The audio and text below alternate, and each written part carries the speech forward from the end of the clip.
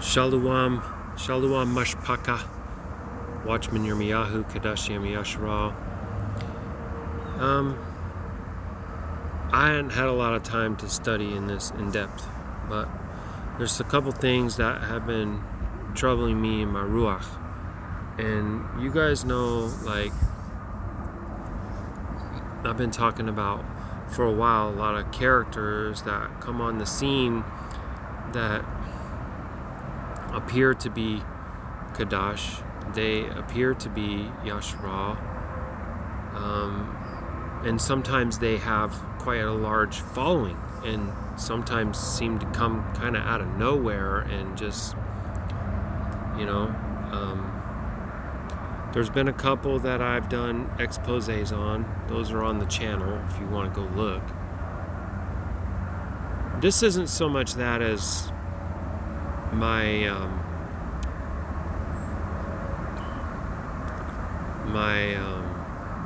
discernment radar is pegged, and I'm watching really close. And actually, my Shah just told me earlier today too that we have Nakuthi, who comes regularly to our assembly on Shabbat, and apparently she went into the comments on a group post and asked questions and got dealt with in a way that was, according to Maya Shah, unwell, not Qadash. Now, I'm still asking her to go back and find that and show it to me, so I may have more to say on it later, because if I discern the same thing, that's going to be an issue. People can be zealous, and they can be new, and they can go down rabbit holes and threads and may not know if this is true or not, but when you come out and present the information in a matter-of-fact way, especially when you're a man and it's a public platform, that's like a public teaching, a declaration of truth, and that needs to be dealt with in a public way. But right now, what I want to just do is warn my siblings to be extra cautious. That's kind of always goes without saying, but I'm going to give you an example, because there's a lot of people who say that the United States of America is the actual promised land, the land flowing with milk and honey, and you can see a lot of things that honestly could be ancient deceptions from demonic intelligence, that they've arranged a stage for the latter days. Don't forget that possibility. Who actually is over the naming of these places? Just because you see names that align themselves with Scripture don't mean that those are the places. They could have been named after those places in order to create a deception. So we need to be extra cautious. What you do see in this land is not Qadash ever. You see old world buildings that have Luciferian symbolism built into them, idolatry built into them, whatever, sacred geometry, a lot of things, like even the types of construction cannot be explained by history, which is filled with lies. I hope you know, and I'm sure you do. But here's the thing, okay, the thing for me. Do you believe in Scriptures? And of course, I know you're going to say, yeah, absolutely I do, Yirmiyahu, I believe in the Scriptures, of course. Okay. And you believe in Chanuk, and you believe in Yubalim? Yep, I believe in the book of Chanuk, and I believe in the book of Yubalim, and those are found at the caves of Qumran, along with the other sacred writings, all right, that were possibly stashed there by the Qadash priesthood when they were exiled out of Jerusalem. That's what I believe, unless I see something of great sound reason, evidence to prove otherwise. No, if I say that America is that land, then I have to say, whoa, wait, the caves at Qumran, is that staged? It could be, right? They could stage dang near anything, guys. You understand the power that the enemy operates with in this realm, then they could stage it. But if they did, then what is your foundational support, historically, archaeologically, what have you? The foundation, apart from the Ruach of Yahuah, that's really the foundation, but I'll agree, the Ruach of Yahuah is primary. But what other evidence would you have to justify and say to someone, no, these scriptures are true? Because the caves at Qumran were like a time capsule where Yahuah preserved his word to be revealed at his appointed time to validate what was already there. And then we had the additional writings that as we study those and seek those out, we gain increased understanding of things. Well, I'm not ready to just abandon that. And if you're going to embrace the ideal that the United States of America is the land flowing with milk and honey, sorry, please forgive all that. I don't know what's going on there. Somebody with their dog. Distractions will come, and they're for a purpose, and they come from the kingdom of darkness. Trust and believe. If you say that you believe that the United States of America is the land flowing with milk and honey, then you're going to have to bring into question the caves at Qumran. So then you're going to either need to believe, I guess, that they're staged and that you can't rely on the information found there, or, I don't know, something else. Also, another possible thing to consider is that we have displaced northern tribes of Yashar'Al scattered all over Ha'arats. So a lot of them could have come here, which you see the First Nation, the natives, the Native Americans, as they like to call them, how they cling to a lot of the truths of Thurah and Yashar'Al. Even though we know they're lost and they're perverted and they went a corrupt way, they still have some traditional values and some ideals of truth that are Qadash and of the Father, right? So if they're a displaced remnant that fell into disobedience, you would expect to see that. And you also would expect to see them still having parts of the clean tongue, which they have similar parts of the clean tongue, and they even sing and praise what sounds to be the name of the Father. But remember, there's a false name too. There are several false names, and sometimes when they sing, it sounds like that. So we need to be cautious of that. But a lot of the places could be named after the land that they were displaced from. Did you ever stop and think about that? I mean, the son of a son who came here remembers his grandfather saying names of places that are in Yashar'Al near Jerusalem, where the caves of Qumran are, and they start calling places where they are by those names. That makes perfect sense. I don't doubt that for a second. So that's one. Another thing is, there recently was a post that was here. Okay. Honey is bee vomit, and bees are unclean. John the Immerser ate from, and it goes on to talk about eating from a locust tree sap, because the word in Abrith, even though they say Hebrew, it's not Hebrew, bro. Like, seriously, guys need to get off that Yiddish crap. Hebrew is a Latin word from the 12th century, okay?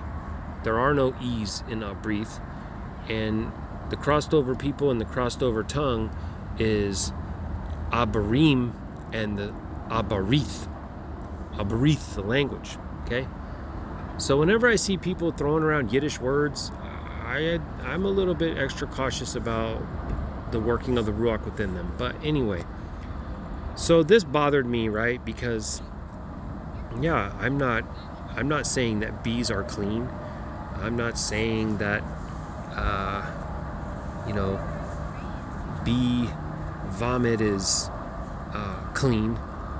Although we do see obvious health benefits, but just because there's health benefits to something doesn't make it Qadash. That's part of the deception of pharmakia. There could be certain things that affect your body in a positive way, and they try to convince you that you need it and it's well for you, when you shouldn't have anything to do with it, because it's literally demonic. But if you remember from Samson in the book of Judges, he consumed honey from the carcass of a lion. Well, bees can build a hive and a carcass and produce honey, but tree sap can't grow in a carcass. So that's interesting to me. So I was like, hey, we should go look at this. So it's actually Judges 14. Let's just go there, guys. Let's just look. Verse 9, and he took thereof in his hands and went on eating, and came to his father and mother, and he gave them, and they did eat. But he told not them that it had taken the honey out of the carcass of a lion.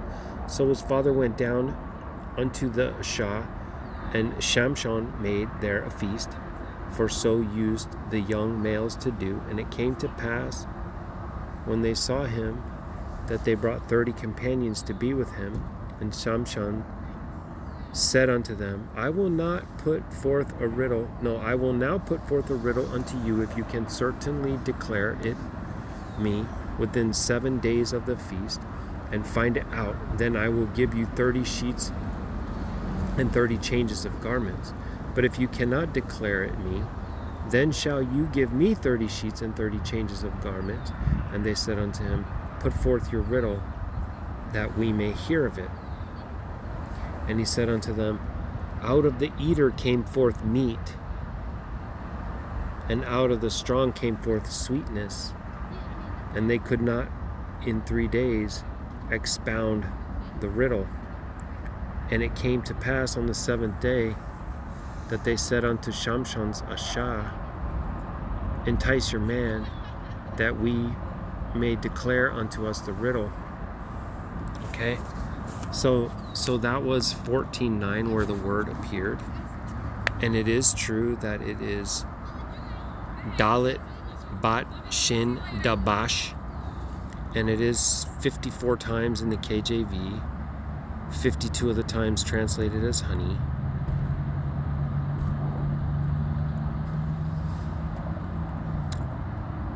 But where in any of these are we seeing any reference to sap of a tree? There is a sap of a tree reference in Genesis. I think I have 6:14. Genesis 6:14. I believe, right? Genesis 6:14. Make you an ark of gopher wood. Rooms shall make in the ark, and shall pitch it within and without pitch. I think that could be sap that was treated upon the wood. And another thing, so a lot of people will say, oh, gopher wood is only found in Florida. Well, look, what the enemy named gopher wood also could be a deception. Did you know that the name of the Messiah is not Jesus? That's a deception. Did you know that the name of the Father is not Jehovah? That's a deception. Why would you think this would be different? See, they've placed traps for the last days, and they've raised up little spokespeople to shed light on things. And you got to be really, really cautious with this. I just saw a post of somebody rebuking John Truth, and I've done an expose on John Truth and believe he should be exposed. But that doesn't mean that everybody that calls upon the name of Yahuwah and Yahusha is in a religion of a modern Hebrew thing, just like John Truth. I don't align myself with John Truth at all. And I don't call myself Hebrew. Again, that's a Latin word. Latin is the Romance language. It is of Rome. Latin kings are deceivers, and they do not name our people. Baruk Yahuah. So just because they call that tree in Florida gopher wood doesn't mean it's the same gopher wood from the scriptures. It's a very easy trick to do, because they're the ones who get to decide what things are called, and they're the ones who get to decide how history is written. And we know that they've lied about all the history just by looking at old world buildings and the story that they claimed that was built in 1800 and something by, somebody who entered a contest and had no training in archaeology. Like, this is easily discernible. So the word that is in here, Genesis, what did I say, 6:14? Go through these two, by the way. Go through all the times that dabash is here and ask yourself, are they talking about tree sap, or are they talking about what you have known to be honey? Okay, again, tree sap can't just come in the carcass of a lion, okay? But a bee could lay a hive there, right? Just something to consider, guys, I guess. You know, that's why I'm not coming out very firmly making a rebuke here. But if it's true that this male dealt with my beloved Akuthi in an unfruitful manner when she came just to ask questions, then I'm going to have issue with that. I'm going to have issue with that. And if you claim that America is the land of milk and honey, then what are you going to do with the caves at Qumran? And also, if the word that's used for pitch, 6:14. So let's go 6:14. I'm sorry, I meant to go here for that. 6:14.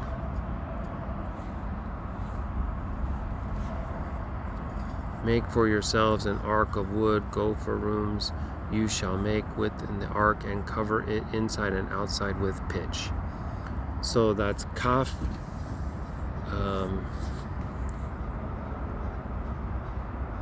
What is that? What is the one for the P again, family? Dang it. I'm so sorry. Usually I have that saved on my computer, but I'm not at my computer. Is it pay? It's transliterated as a P, so K-A-P-A-R, kapar. Kapar. So if this is some kind of resin from a tree or sap from a tree, why is it being a different word, I'm saying, than the actual word for honey or honeycomb? I don't know. Can someone tell me? Because you would expect them to be actually the same Abrith word then, if it just means like sticky from stickiness, I think was how it was described.